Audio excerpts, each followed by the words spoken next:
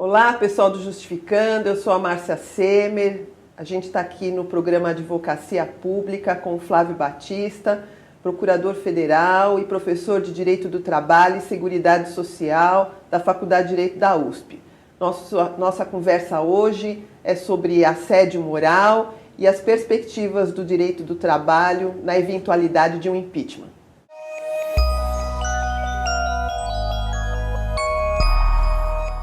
Flávio, é um prazer receber você aqui no Justificando para falar do assédio moral e da questão do direito, das perspectivas do direito do trabalho na possibilidade de um impeachment. Mas, ficando na questão do assédio moral nesse primeiro bloco, o que é o assédio moral? Você poderia caracterizar para a gente e como ele se insere nas relações de trabalho? Obrigado, Márcia, pelo convite. Bom, o assédio moral, a gente ainda tem bastante referência na pessoa que criou esse termo, que é uma psiquiatra francesa, Marie Irigoyen. E ele se caracteriza, então, por uma atividade reiterada, né? E até por isso que se usa a palavra assédio. É algo que se repete no tempo, de ou uma humilhação, ou de às vezes até de condutas dentro da própria relação de trabalho mesmo. Então, negar acesso a informações relevantes ou tirar competências da pessoa, sempre com o objetivo de que aquela pessoa esmoreça na sua condição de trabalhador. E deixa eu te falar então, quer dizer que para as pessoas entenderem bem, se o chefe dá uma bronca na pessoa, ainda que seja uma coisa um pouco fora do aceitável, e num ato isolado, isso não é assédio moral. Um ato isolado não costuma ser caracterizado até na jurisprudência como assédio moral, né? Essa questão da reiteração é relevante, até porque normalmente os atos de assédio moral não costumam isoladamente ultrapassar a fronteira do aceitável. Então foi até importante você comparar com a bronca, porque é importante a pessoa saber que existe uma diferença, embora muitas vezes as pessoas confundam, entre o que é assédio moral e o que é dano moral no direito do trabalho. Quer dizer, várias coisas, entre as quais o assédio moral, podem gerar dano moral numa relação trabalhista. Então, o assédio moral é uma das possíveis causas de dano moral, mas são figuras que não se confundem, guardam uma relação de causa e consequência. Então, uma bronca destemperada pode causar um dano moral sem que se caracterize como assédio moral.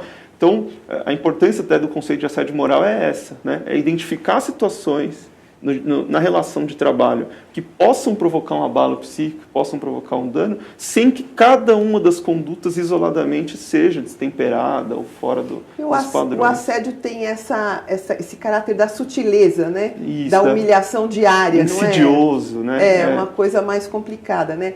Flávio, a gente, na literatura toda, e aí a gente vê que o ambiente do serviço público é um ambiente muito propício à proliferação de situações de assédio moral. Você podia falar um pouquinho disso? Claro.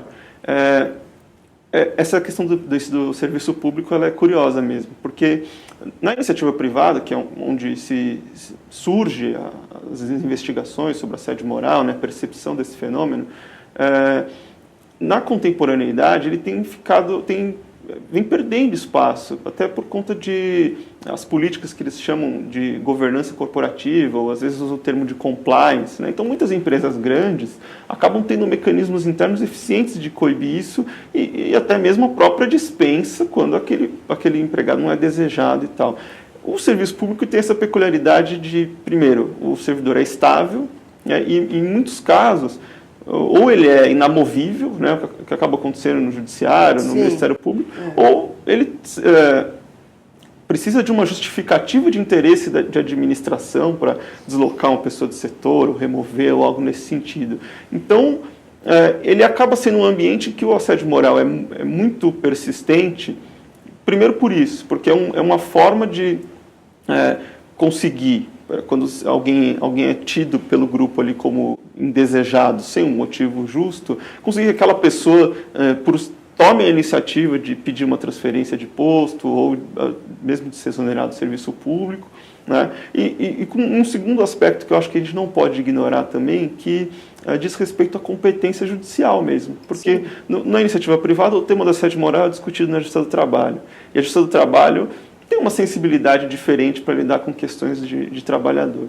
O serviço público, as questões vão ser discutidas na justiça comum, e a gente sabe que a justiça comum ela funciona, tem um raciocínio bastante diferente, especialmente nessas questões. Tem uma dificuldade maior para aceitar essas questões de relação de trabalho. Até porque essas questões de relação de trabalho e nessa perspectiva do assédio moral chegam pouco ao judiciário, na justiça comum. Né? Isso é uma questão que vem surgindo, mas ainda relativamente nova. A gente vê que o meio jurídico como um todo tem uma certa dificuldade de lidar com isso. Mas eu queria te dizer que a gente conversasse um pouquinho aqui também sobre o seguinte: o assédio moral, costuma-se dizer que ele pode ser ascendente, descendente e horizontal, mas na maioria das vezes eu acho que ele ocorre de forma descendente, quer dizer, o comando, as chefias assediando algum profissional que trabalha com ele, e eu queria que você falasse um pouco das características aí, quem costuma ser assediado, o que leva uma chefia a atuar dessa maneira?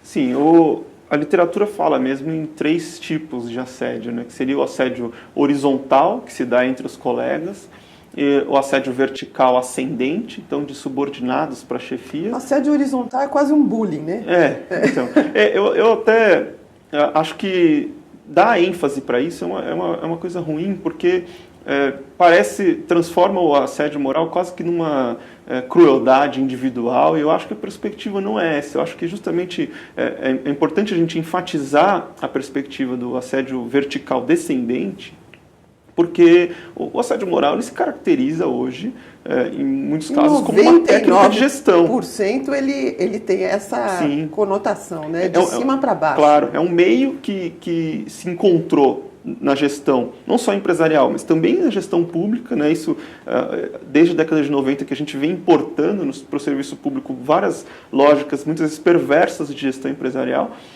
de gerenciar os recursos humanos, para falar, né, a linguagem corporativa. Então, especialmente no serviço público, em que a chefia não tem à sua disposição a possibilidade de transferir empregados ou de dispensar empregados, acaba se usando o assédio moral exatamente com a função de esmorecer o ânimo dos indesejados. Então, ou levando a uma desistência, né? Então uma exoneração, um pedido de transferência, ou muitas vezes a tal ponto comprometendo a saúde psíquica daquela pessoa que ela acaba se afastando do trabalho por razões médicas mesmo. Sim, sem saúde, problemas psiquiátricos são comuns, né? O assédio moral é uma das grandes causas de problemas psíquicos nas relações de trabalho. Inclusive, um outro autor francês, a França é onde tem mais literatura sobre esse tema, que é o Christophe Dejour, escreve bastante sobre isso, sobre o que ele chama de o mal-estar no trabalho. Né? E aqui no Brasil, a doutora Margarida Barreto é uma referência, sem dúvida, nesse assunto. Né? E Flávio, só para a gente finalizar esse bloco do assédio, o servidor ou trabalhador assediado, que mecanismos ele tem para se defender, o que ele pode buscar em sua defesa, além dos seus representantes sindicais, enfim? Essa pergunta é interessante, porque a gente tende sempre, como operadores do direito, a buscar judicializar, né? E isso é uma coisa que é muito debatida hoje no direito do trabalho, claro, também reflete na questão das relações de trabalho no serviço público, o quanto o direito é pouco eficiente se ele atua numa perspectiva reparadora, né? Então, quer dizer, tudo bem, isso vai para o judiciário, vira uma indenização, mas aí a saúde mental já foi comprometida, a relação de trabalho da pessoa já foi comprometida. Então é importante mesmo a gente buscar meios para que isso seja prevenido, né? Então, buscar a atuação do sindicato, até porque reclamações individuais em caso de assédio podem até piorar a perspectiva do assédio, né? Então, quer dizer, colocar uma estrutura por trás. Muitos órgãos têm setores de ouvidoria, né? E veja, é importante deixar claro o quanto a gente precisa investir em tratar do tema da responsabilização do agente público, porque se uma pessoa pratica um ato de assédio moral e isso gera, por exemplo, um afastamento, Sim. Quer dizer, um custo para o Estado que foi provocado por uma conduta ilícita daquele agente, pode ser caracterizado até como um ato de improbidade, né? A demandar até a atuação do Ministério Público. Então, é isso. A ideia é buscar sempre identificar dessa prática os canais preventivos, né, para que a ideia é sempre que essa prática desapareça. E buscar a entidade de classe que vai dar essa retaguarda Com coletiva. Né? Né? Para não focalizar, então, naquela pessoa a reclamação e impedir que isso acabe aprofundando ao invés de ser melhorado. Tá bom, obrigada, Flávia.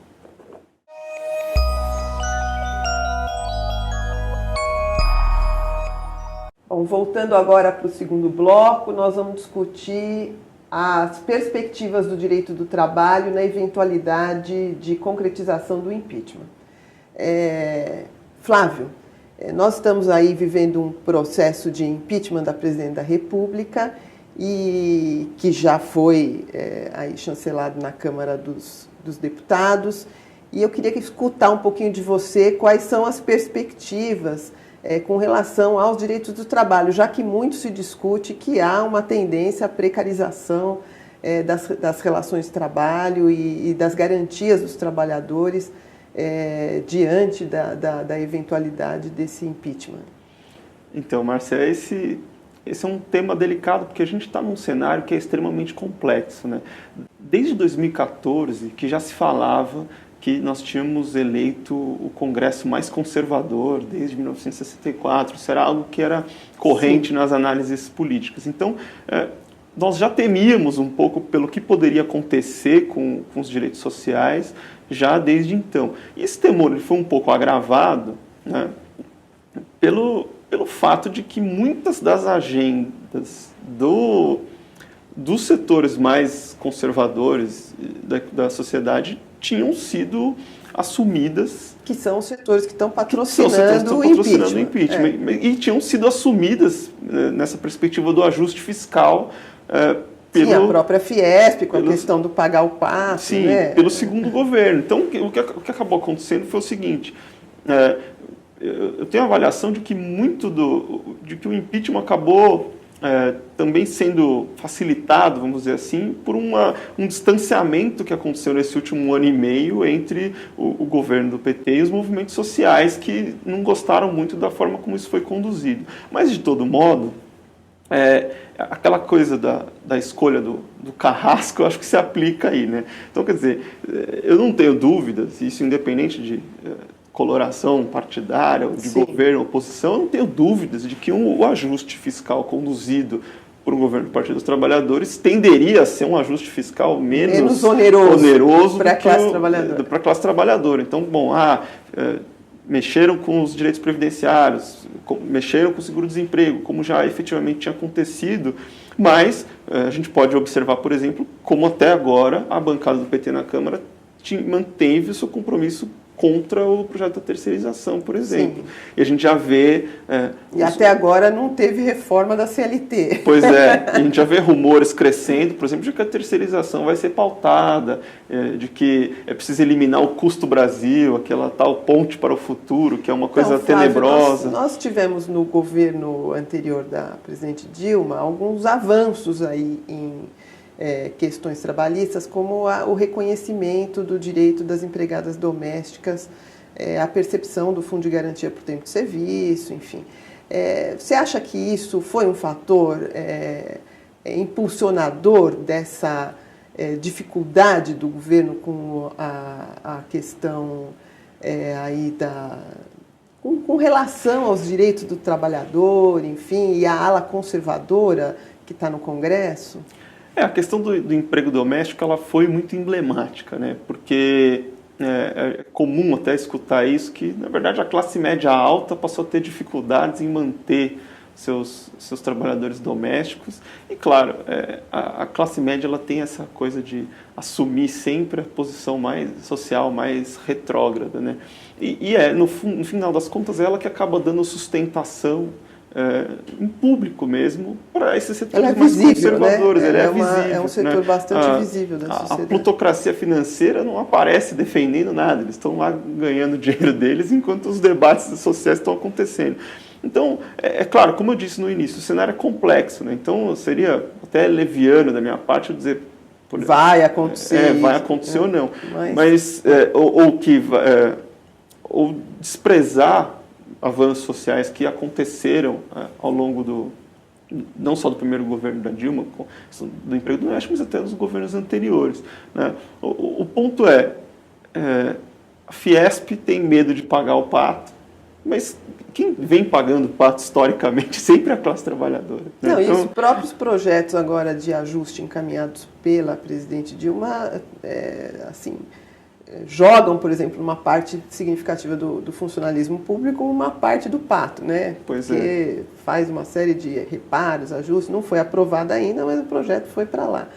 E agora, de qualquer maneira, quais são os direitos que você vislumbra como mais, na berlinda, né, nesse momento? Né? A questão da terceirização você colocou aqui, mas o que mais você acha que poderia... ou que está na agenda da precarização dos direitos do trabalho? A terceirização é capital, porque ela não parece precarizante. Ela fala assim, a empresa intermediadora, ela mantém todos os direitos, etc. E a gente sabe que não é bem assim, porque essas empresas são sempre empresas sem capital, os trabalhadores acabam recebendo menos, sofrendo mais acidentes, etc. Mas toda vez que se fala, então, em reforma da CLT, ninguém tem, acho que até uma questão de coragem, né, de pôr a cara a público para... dominar exatamente qual é o direito. Então, como que isso aparece? Isso aparece sempre na perspectiva da rigidez e da flexibilidade. Então, parece assim que ser rígido é uma coisa ruim, né? Ser flexível, se adaptar é uma coisa boa. Do Benjamin Steinbrück, que defendeu que todos os direitos trabalhistas podem ser negociados. Então isso sempre aparece nessa perspectiva da substituição do legislado pelo negociado. E aí a gente entra muito no papel que tem a reforma sindical nisso, né? Então isso sempre vem num pacote junto com o fim da unicidade sindical, o fim da contribuição obrigatória, que a própria OIT elege como um objetivo, né? Porque também é uma outra coisa curiosa, ninguém pode ser contra a liberdade, não é mesmo? Então se você falar que não, você defende alguma coisa que contraria a liberdade sindical, fica uma coisa até meio estranha, mas é importante ver as condições em que isso vai ser tocado, porque dependendo de como isso for feito, isso pode destruir o movimento sindical. Você pulveriza a representação como você pulverizou nos partidos políticos. Pois né? Você cria uma situação ingovernável. E aí, juntando uma pulverização absoluta da base sindical com uma prevalência do negociado como legislado, você tem a receita, você não precisa reformar nada, basta controlar o sindicato, né? E aí todos os direitos ficam ameaçados, né? Ficam postos em xeque. Voltando à entrevista célebre lá do Benjamin Steinbrück, onde ele fala que todos os direitos trabalhistas poderiam ser flexibilizados, que se o funcionário quiser abrir mão do horário de almoço, ele tem direito. É difícil, né, a gente trabalhar com essa ideia de, como você falou, de restringir a liberdade na relação trabalhador, empregador. Mas também é importante notar que, né, assim como no assédio moral que você colocou, que a gente não deve ver a coisa da forma individualizada, a relação de trabalho também não pode ser vista de uma forma individualizada, né, Flávio? Claro. Não, e sobre isso também é importante salientar isso.